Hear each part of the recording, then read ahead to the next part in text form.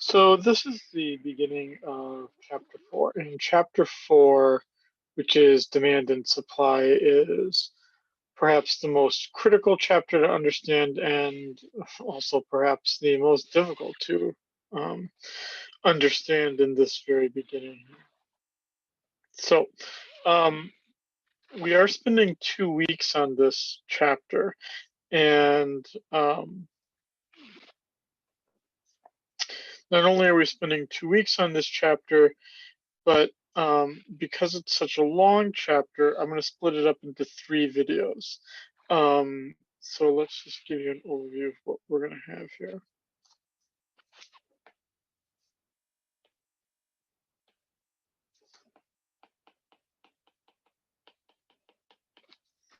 So in video number 1, I'm just going to talk about demand. In number 2, I'm going to talk about supply. And in number 3, I'm going to talk about what happens when we put them both together and what does it tell us. Now, a big question before we even get into this would be, why is this so important? Why is it that whenever you ask someone about um, economics, maybe the only thing they ever remember is demand and supply? And why is it that, even someone who doesn't know anything about economics usually says, oh, it's all about demand and supply? Um, well, because first, no economics class would ever not teach this part. This is probably one of the most memorable topics we'll cover in this course. Mastery of this will basically assure you that you will definitely succeed on the first exam. But as an economist,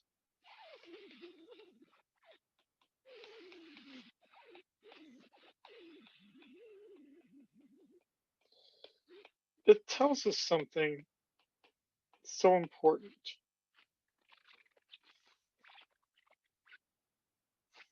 And that is, that's going to tell us, as we're going to see as we get to the last video, it's going to tell us the equilibrium price. And this is so important because what it does is it ensures that we don't have shortages or surpluses of products.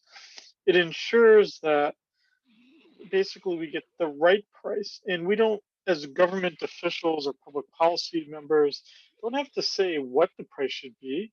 Rather, the market participants determine the price in a marketplace setting by engaging in buying and selling the product, as we understand through demand and supply. So when the equilibrium price is charged,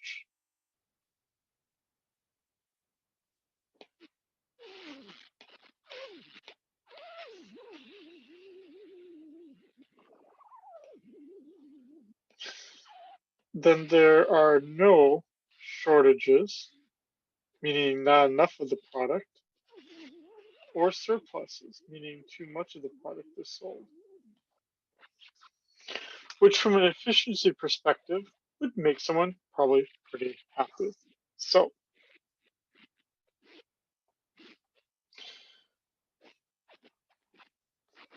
I don't need to repeat what is just said here. It's basically a slide saying that those two concepts are very important, and they tell us for a particular kind of market how things work.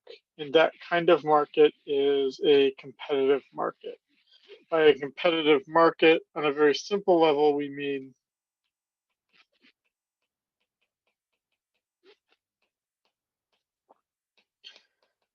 that there are many buyers and sellers. We're all trying to buy these products. So, what is a market? A market is basically for a particular good. And you've got two types of individuals that are interacting in this market. You've got buyers, the people who want the good, that's your demand side of the market. And then you've got your sellers, that's the supply side of the market. So a market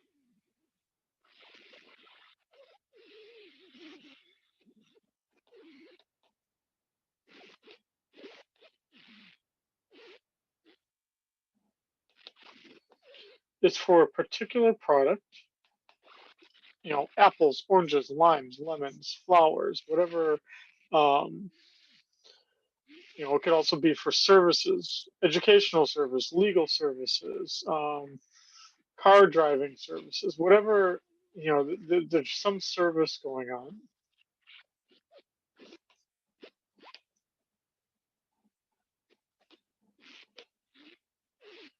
And then you've got the buyers and the sellers, where the buyers represent the demand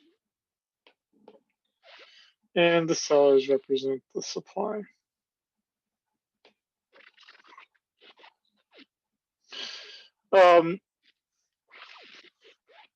There's lots of different ways to understand how markets can exist.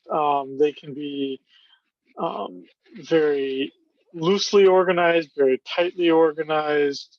It can it doesn't really matter how well they are organized. What really matters is that that it's competitive enough that the equilibrium price is the price that's charged.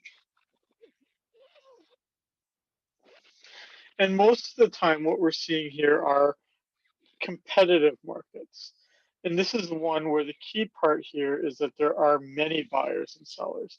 And the reason why that's so important is because what that does is it ensures that no buyer or seller is so large that they can dictate the price on their own.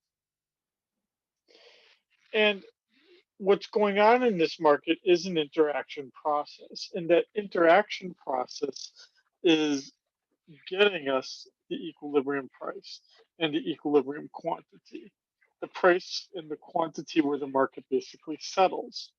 Now, there's one extreme example of a competitive market, and that kind of market's called a perfectly competitive market. Now, in a perfectly competitive market, all of the products are the same. So an example of that might be like an agricultural commodity like corn or pigs or um, tuna, right? It's some commodity where you don't really care whether the corn was grown in Illinois or Iowa. Corn is corn, and you use it to make other products. Just like you don't care exactly where the fish was caught, you don't care, um, whether the cow, um, whether the cow was um, in Montana or Texas. Meat is meat, corn is corn, fish is fish, and there's so many buyers and sellers all buying this homogeneous, basically alike product that as a buyer, you can buy as much as you want and you don't affect the price.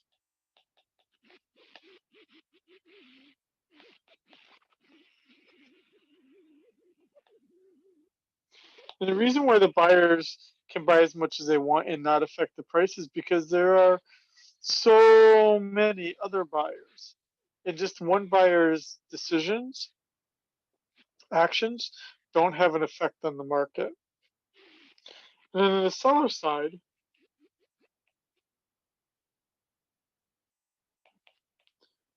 they also have no pricing power. These sellers basically are kind of stuck charging the equilibrium price. As long as they're charging an equilibrium price, they can sell as much or as little as they want, as we're going to see in this chapter. Now, we have other extreme examples of kinds of markets. And the one that probably most of you would know is on the opposite extreme of perfect competition, and that's when there's only one seller, and that's what we know of as a monopoly. So, for the most part, Hawaiian Electric is a monopoly. Spectrum Cable is a monopoly, at least for cable service that's delivered by like a cord or a wire to your house.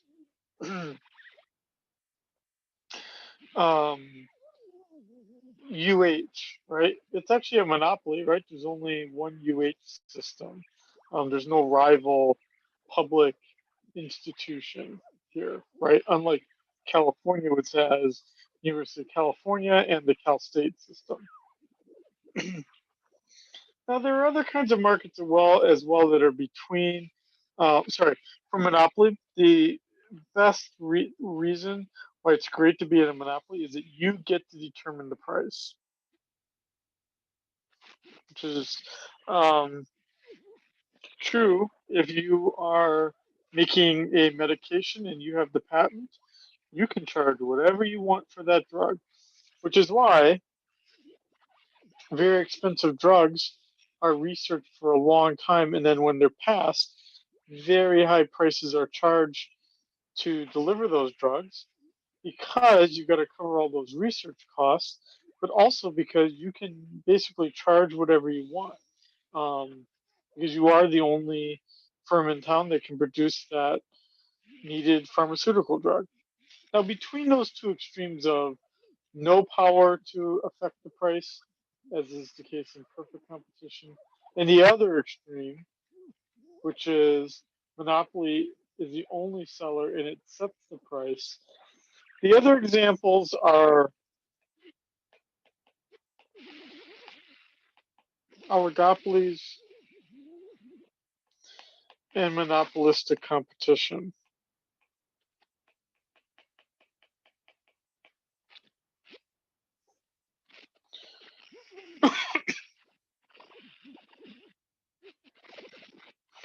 Which basically now gives us an extreme here. So if we put perfect competition on one end of the extreme, and let's call this a kind of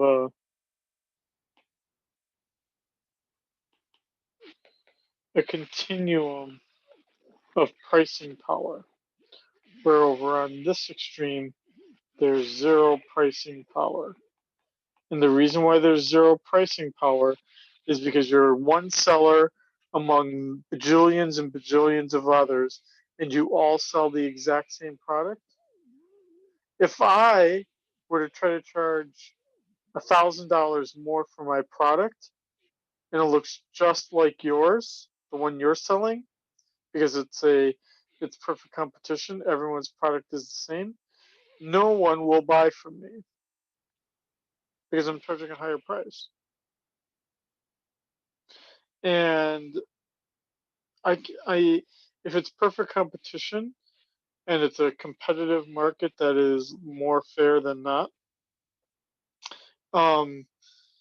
you basically would have to, um, try to find a way to restrict people from doing something in order to charge a price higher than the equilibrium price. On the opposite end of the extreme, again, we have the monopoly. And on that, we have total pricing power. You can do whatever you want under a monopoly in terms of charging the price.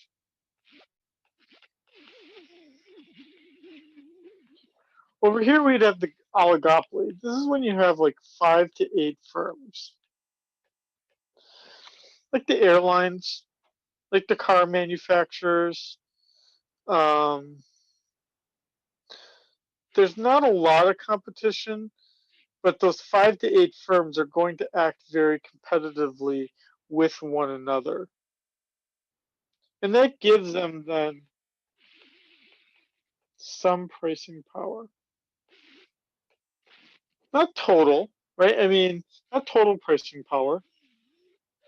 If we were to go back to the airlines, right? Imagine some very, very small airport or just American Airlines flies to it. Well, that would be then a monopoly.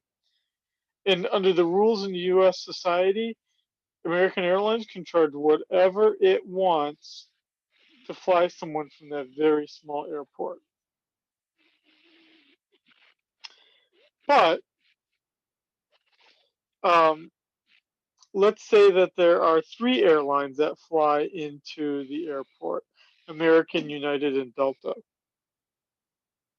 Then if that's the case, those firms are going to have some pricing power, but they can't charge whatever they want because at some point people will just go back to using one of the other airlines, even if they have a favorite.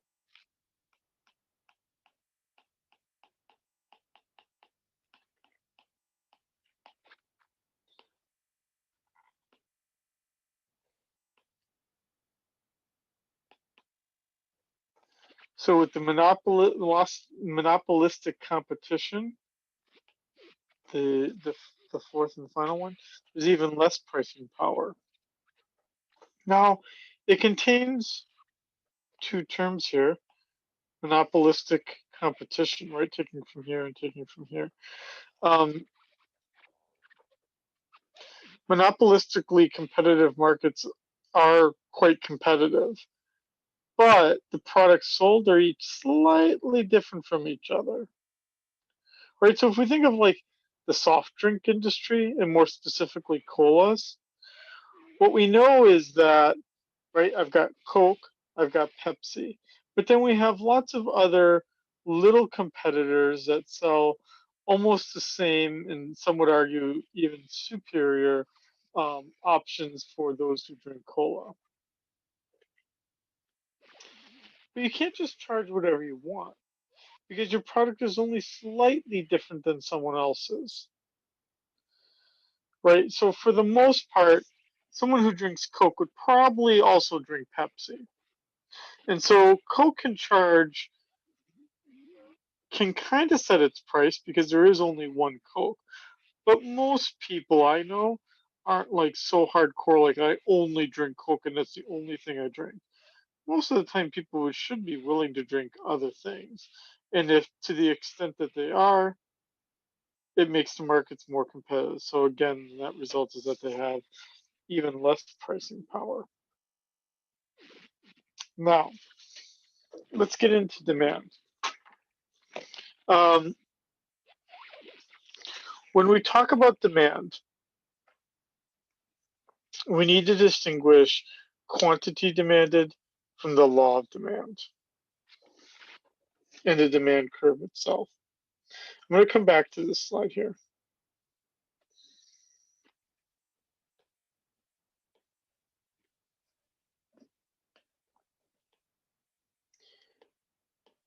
But let's draw out a market. Any market you ever have to graph will look like this.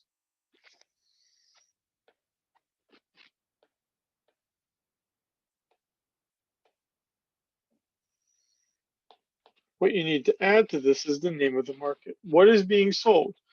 Is it oranges? Is it paper clips? What is it that's being sold? Now let's go with paper clips.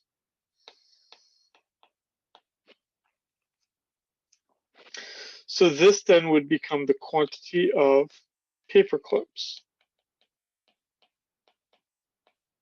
This would be the price of paper clips.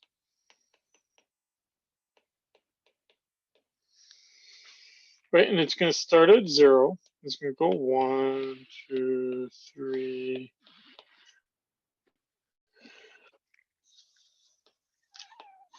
5, 6.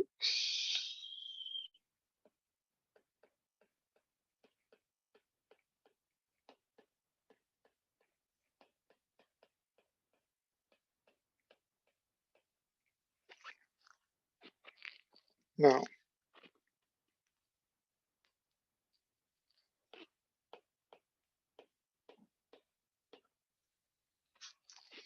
demand. It's a function.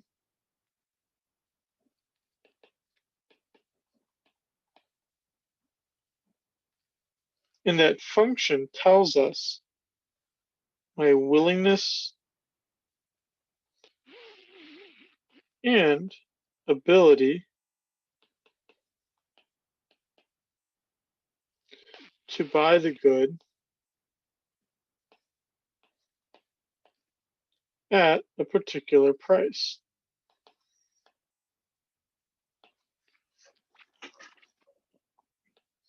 So what that would mean is that when the price is $6, I'm willing to buy only 1,000 paper clips. As opposed to when the price is $1, I'm willing to buy, let's say, 5,000. Because the price is so low, $1, I, as a consumer, then say, you know what? I'm just going to really start using paper clips for everything and anything. I'm not going to buy rubber bands anymore to close the bread. I'm just going to fold the bread bag over and put a paper clip in there because the paper clips are so cheap. So we would connect the dots.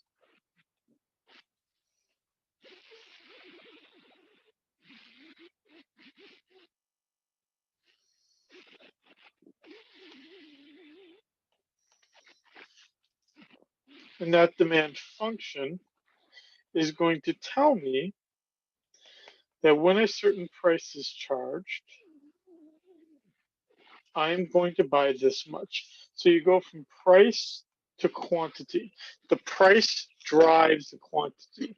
The price determines how much I will buy of the paper clips.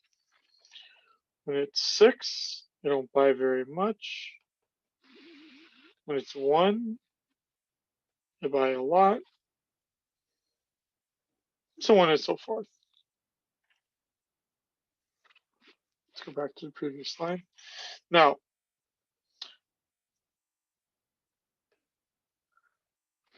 what the function is telling us, the demand function is telling us, is the quantity demanded. But now within that curve, there's also the law of demand. It basically tells us that almost all demand curves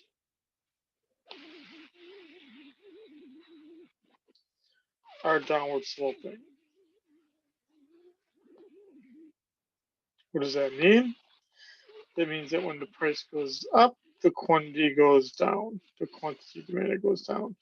When the price goes down, the quantity demanded goes up. Just because I'm going to be using this quite a bit here, let me add something here.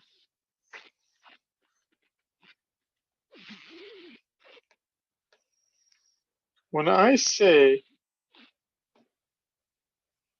quantity demanded,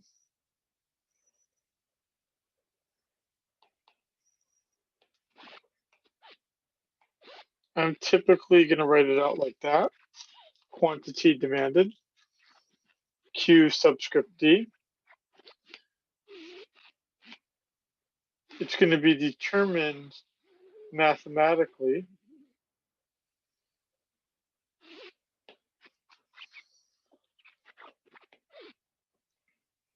through the demand function.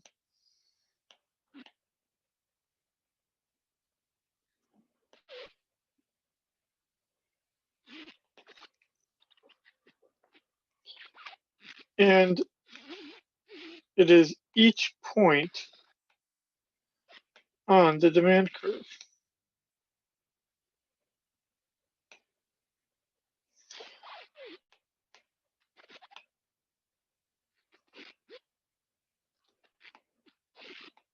These two terms I'm underlining in yellow are not the same thing. Let's call this number 1. Let's call this number 2. Let's see how they look.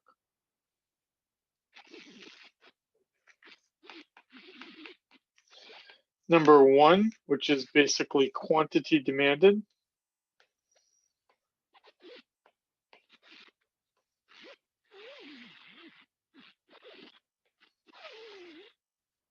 that's a quantity demanded point.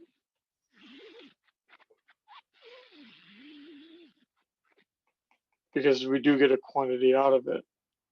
To get that quantity, now the certain price has to be charged.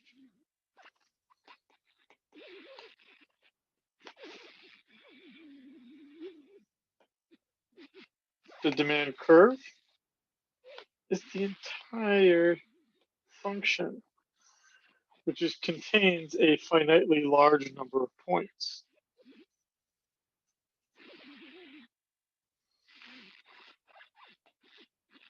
Again, the law of demand only tells us that the demand curve is typically downward sloping.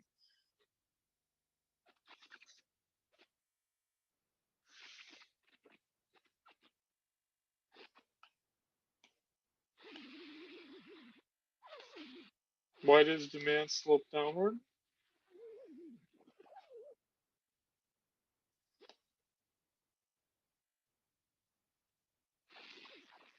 And the reason why it slopes downward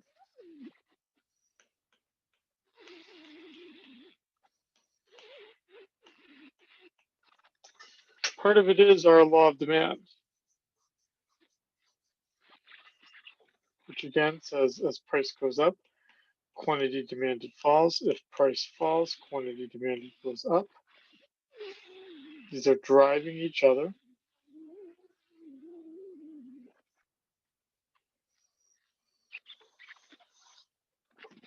But also what it forces us to do here as well is that when we're talking about the demand curve, we need to now not only describe it graphically, we also can draw a table to understand this. And not only can we look at the market for the product as a whole and consider all individuals who buy or sell that product, but we can also do it for an individual. And you can then add up those individuals to equal the entire society. I guess as long as you find enough individuals. So here we go.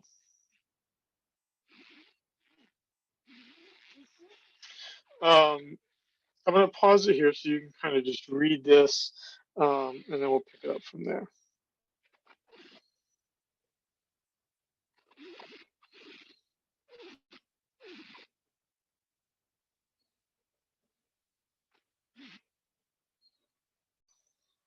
Okay, going back to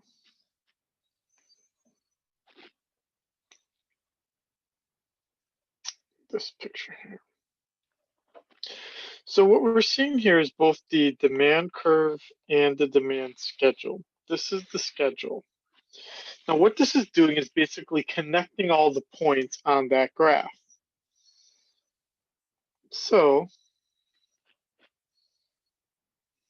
as you see here, at the price of 3, 6 cones are demanded. These are all called, each of these points are all called quantity demanded points.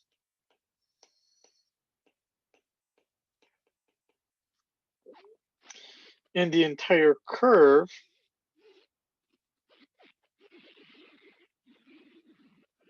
is called demand curve. It says right here. The schedule, what it does is it connects prices to quantity. So at the price of 3, 6 are demanded. At the price of 3, 6 is demanded.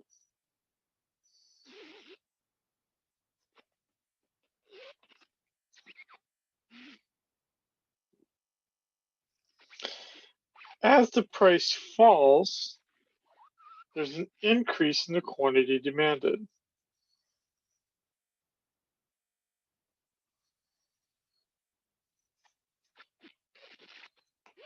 That is our law of demand, which basically says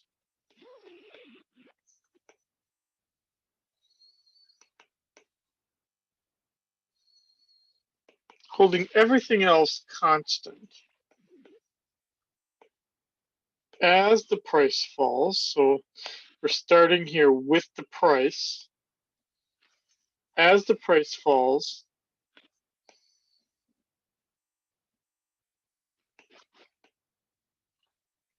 the quantity demanded increases.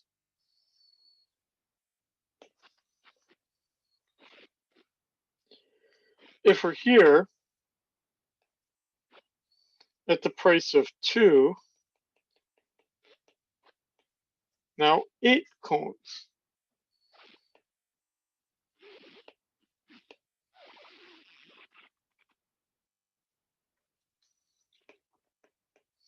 As we move from A to B,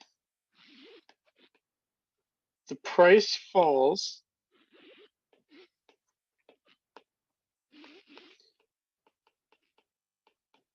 quantity demanded increases,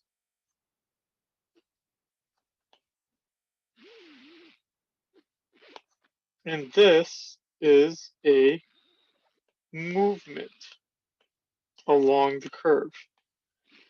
In other words, the law of demand explains movements along the curve. It explains the downward sloping nature of this curve. It's explaining movement along the curve. The law of demand is explaining the movement from A to B.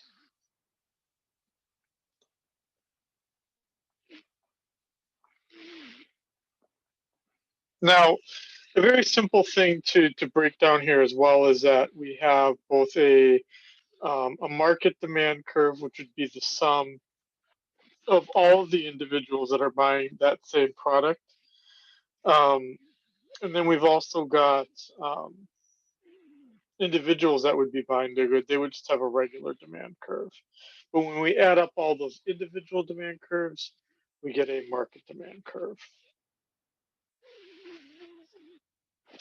And you can see this kind of thing going on right here, right? If we have Catherine and Nicholas, we add up Catherine's demand for the product at the price of 2 to Nicholas's, so 8 plus 5 equals 13. 4 plus 3 equals 7. So all that you're doing is adding up each of these individuals horizontally. If you wanted to look at that same thing graphically, basically you would say that at the price of $4, that Catherine buys 4. At the price of $4, Nicholas buys 3. 4 plus 3 equals 7. So we add up the quantities, and now we're at the price of 4. So we're not adding up the prices because we're just saying at the price of 4, Catherine buys 3. Or sorry, Catherine buys 4. At the price of 4, Nicholas buys 3. 4 plus 3 is 7. Now, there's a difference between moving along the curve and shifting the curve. When we say that demand has shifted, that means that the curve itself has moved to the left or to the right. If it moves to the right, it is increasing. If it moves to the left, it is decreasing.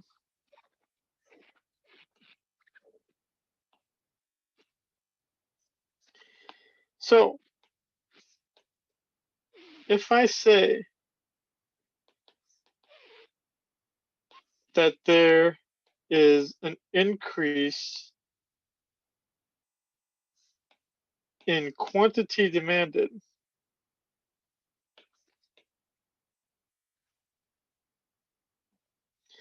then I'm referring to a movement along the curve.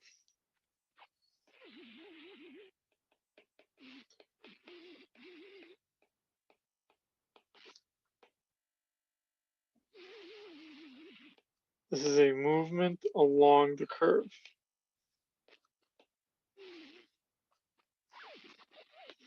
How does it look?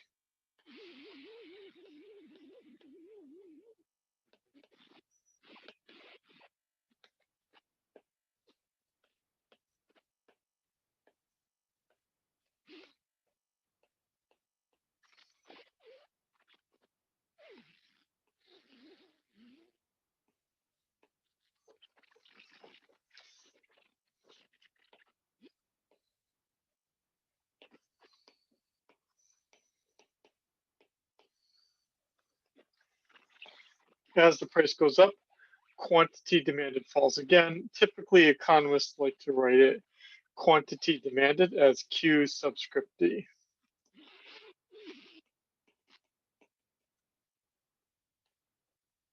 Here, my price is rising, and my quantity demanded is falling. That is again referred to as a movement along the curve, or a change in quantity demanded.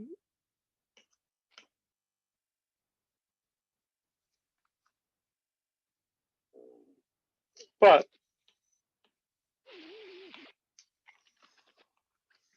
what we're referring to here is what happens when that's my demand curve, and now it's way out here.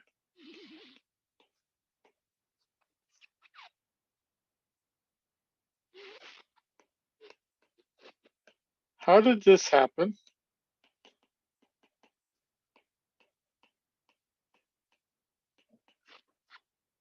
Right, because now we're saying that not quantity demanded increased. Here we're saying that actually demand increased. So the question then is, how do we increase demand? What do we have to do to increase demand? So again, how does it look? That's what this is telling us. Here's my increase. There's my decrease.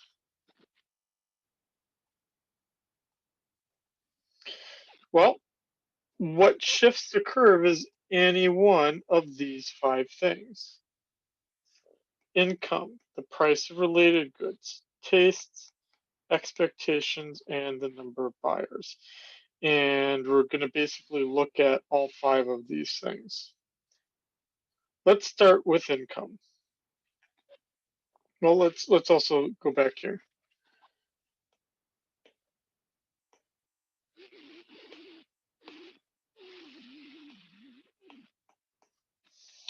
For each of these,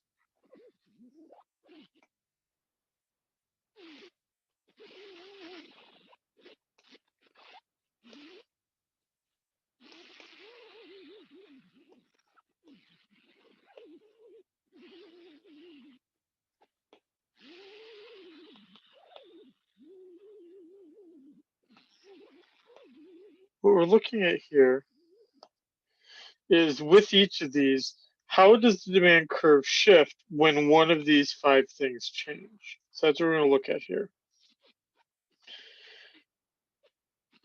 So let's start with a income, when income changes. So it's not always going to be the case that people buy more of the product when income increases. One way to think about this would be that most goods are what we would call normal goods. And what that means is that when my income goes up, I buy more. Not too surprising, right? I mean, this is just what I do, with this product. I buy more of it because my income is going up. It also would mean that if my income goes down, I buy less. So examples would be things like shoes, cars, boats,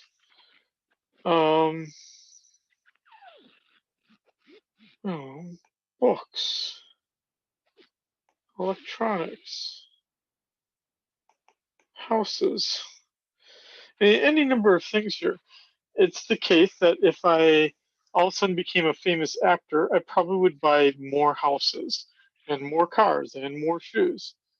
And if I lost my job as an actor and now am without a job, I will probably sell my houses, meaning get rid of them. I'll decrease my demand.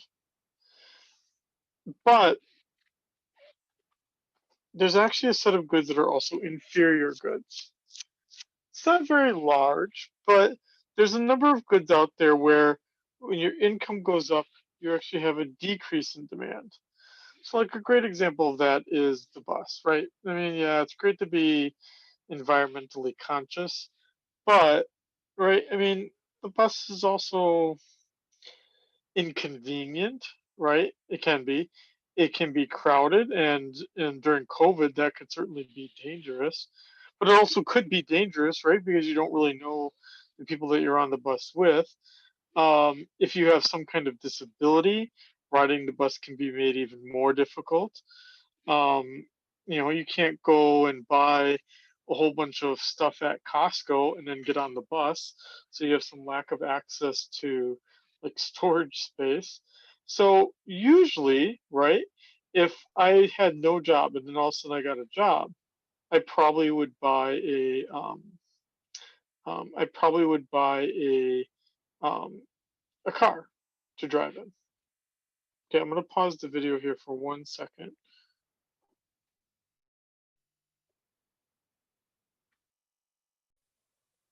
Okay, let's go back here.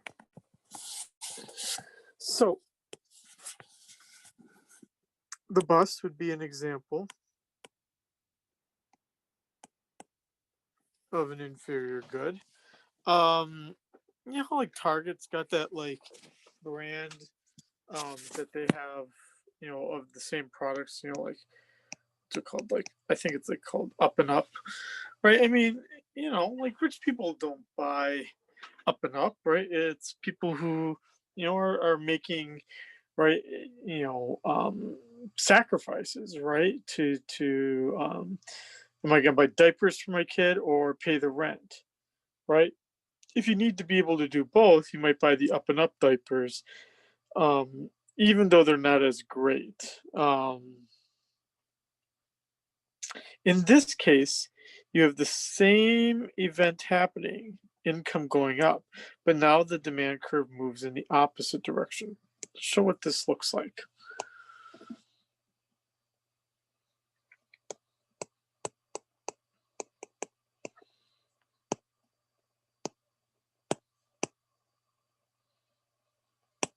That would mean that if I tell you that income goes up, and that's the only thing I tell you, you don't know how the demand curve is going to shift. And the reason why you don't is because you need to know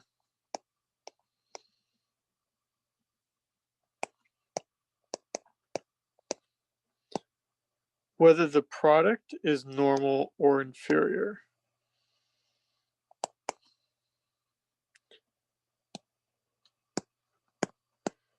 If it's normal, demand increases.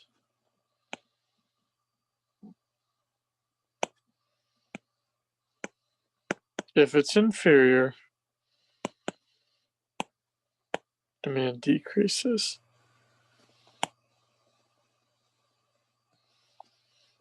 And the way that would look is if it's normal,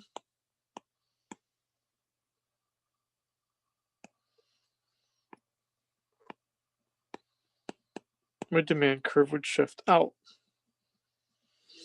If it's inferior,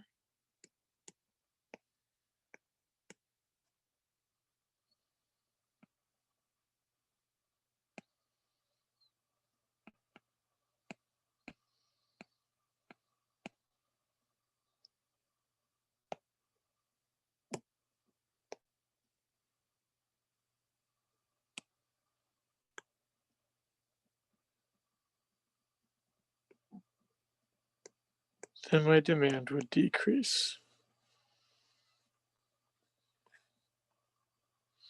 So now let's look at, and I should say too, if it goes in the opposite direction, that income is falling, then demand will decrease if it's normal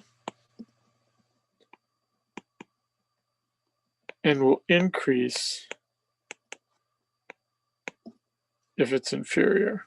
So it also moves in the opposite direction. So what about related goods? Now this is factor number 2. Income was factor number 1. Now let's look at related goods. There's 2 kinds of relationships that exist. Prices could be substitutes or they could be complements. Or I guess the third option would be is they have no relationship at all to each other. If the products are substitutes, then what that means is that they fulfill a similar need. Coke and Pepsi are substitute goods, right? If you love cola, they probably, either one will probably make you happy. Cars and SUVs are substitute goods, meaning I use one or I probably use the other. I don't know, limes and lemons, they kind of taste the same, right? And so if the recipe calls for a lime and you have no limes, maybe you could use a lemon and it wouldn't be that weird. Now, what this means is that if that kind of relationship exists, then increasing the price of the one good increases the demand for the other. Let's show that why that's the case. So here we're saying that if it's a substitute, increasing the price of cars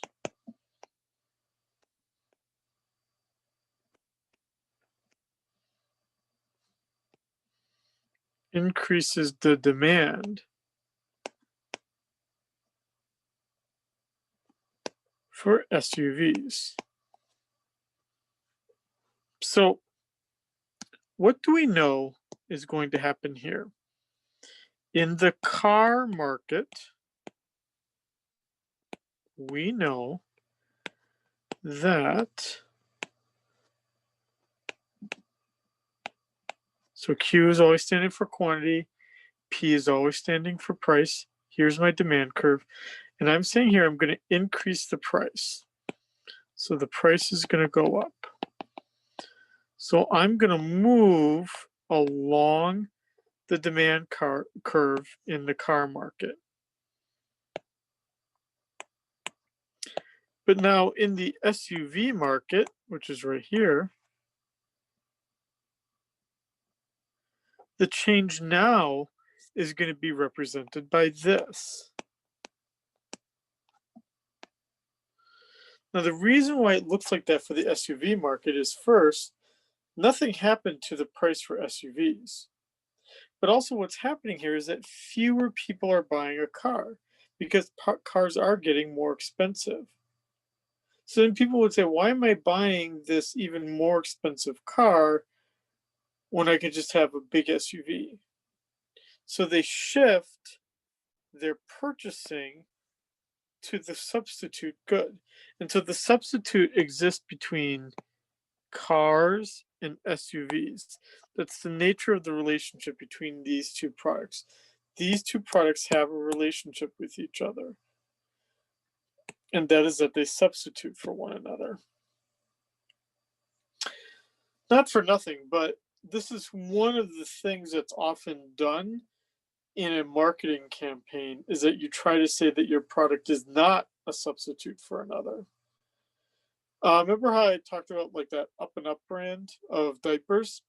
So, you can like look on the internet and try to find out who what company they use to make those diapers. But there's really two major diaper companies out there, Pampers and Huggies. Everything else is kind of like a smaller market, or just not as many people buy those. So it's either Pampers or Huggies.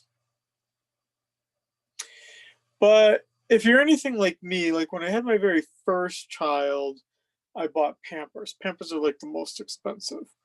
Well, by number 2, I was already buying Kirkland, the Costco brand of diapers. And what's interesting is that you can find out who makes those diapers. It's actually Huggies. So Huggies makes them. They don't look exactly like Huggies diapers, but they're pretty darn close.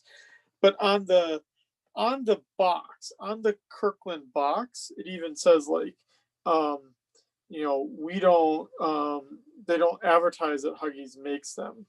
And if you look at, like, as another example, like mouthwash, like Listerine, like, which is the name brand, there's even like a label on the Listerine that says, we don't sell our formula to anyone else, right? And then right next to it on the shelf is the Up and Up brand. What they're trying to do, Listerine, what they're trying to do through marketing and communication is they don't want you to think of Listerine and Up and Up mouthwash as substitutes for one another, because Listerine doesn't want to raise its price and you start buying the Up and Up brand.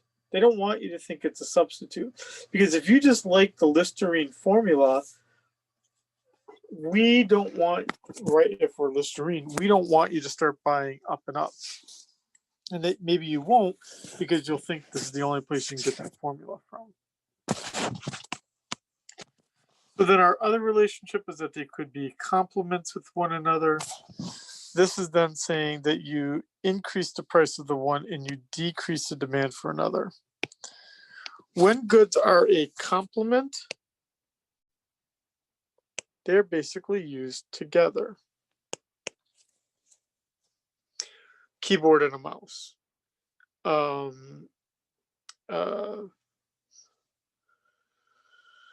Meat and potatoes. French fries and hamburgers.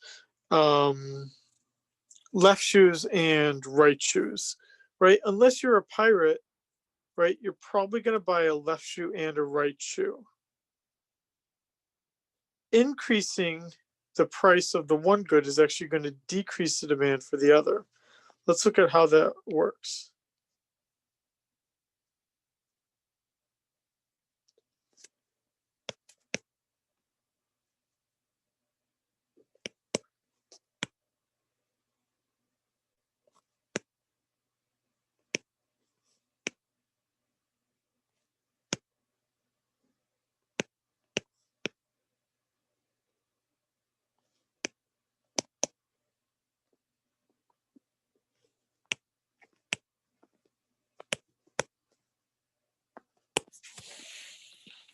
So because of their relationship of what a complement is, increasing the price of the one good decreases the demand of the other.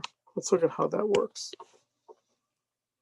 So let's say this is left shoe. Let's say this is right shoe. Increasing the price of the left shoe causes quantity demanded of left shoes to fall. How do we know that? We know that because of the law of demand, which says that P and Q move in the opposite direction. How that looks graphically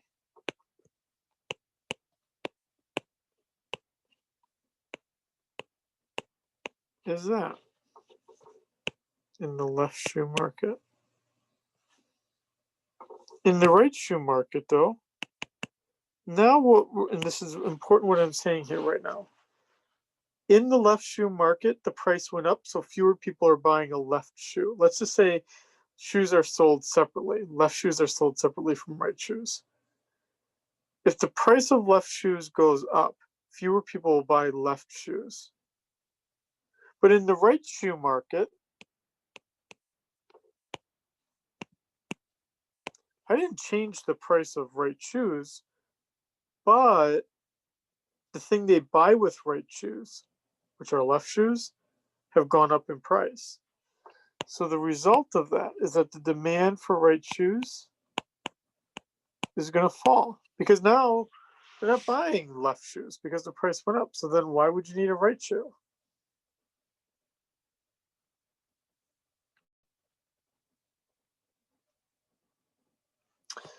These are all put on the same page, so they're pretty easy here. It's number 3, number 4, number 5. These don't have to really be drawn out for you. Basically what they mean is that why would my taste for a product change? Well, look at face masks, right? A year and a half ago, who would buy a face mask? Very, very few people would. But then all of a sudden you tell people, hey, there's a global deadly pandemic going around. Then people will be like, oh my God, I really think I want to cover my mouth and nose so that others don't get me sick. Our tastes change. And if our taste for that item improve, the demand increases. Now it can go in the opposite direction. If a study comes out and says that drinking soda will make you die years earlier, then we would imagine that you would have decreased taste for that product and that your demand for that product would fall. Another factor that affects the demand curve are my expectations about the future. If I expect in the future prices to be higher, then I'm going to buy stuff now and jump up ahead of this. If I expect my income to increase, I might buy more now because I know that in the future I'm going to have enough money to pay it off. And then the final factor is how many buyers are out there. And if my number of buyers increases, my demand curve increases and more people buying stuff.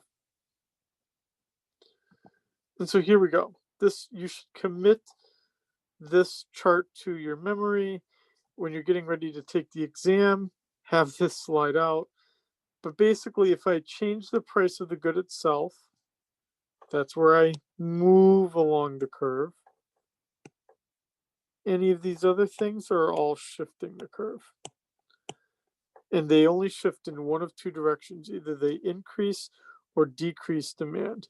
You are going to want to be familiar with which way the demand curve shifts based on which way these variables are moving.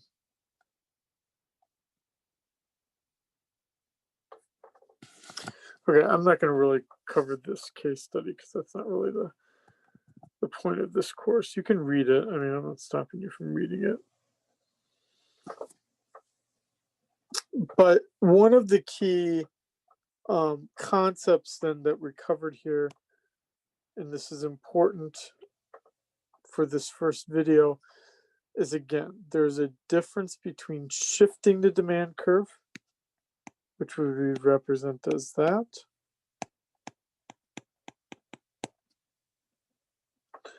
versus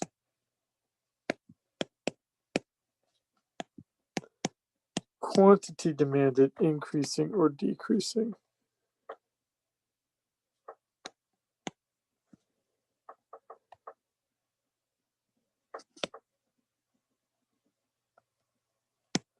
And that's caused by movement. Movement is always a change in the price of the product. This triangle just means change in delta. It's a change in the price of the product. The shift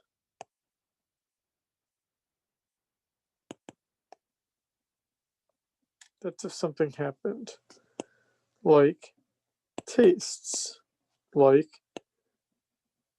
price of related goods,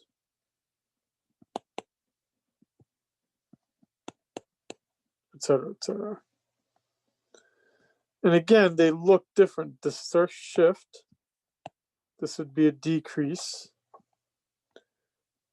And this would be a change in the quantity demanded. Also a decrease. But notice how they look different. Well, I can't show you that because you'd be unhappy. But they do look different, obviously. This is a decrease in demand. This is a decrease in the quantity demanded.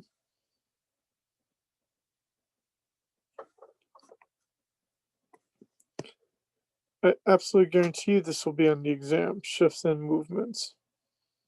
Okay, that ends this first video, which covered markets in general and the demand curve.